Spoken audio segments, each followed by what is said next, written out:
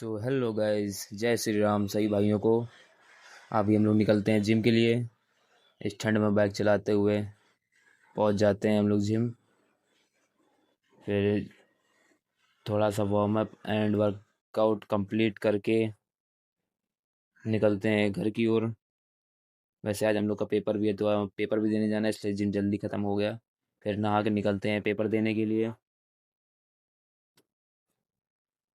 Bike चलाते हुए निकलते हैं।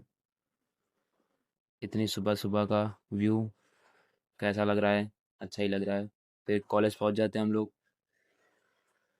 फिर जब पेपर दे के बाहर निकलते हैं, चेहरे पे मुस्कान तो अच्छी है। पेपर अच्छा हुआ मतलब।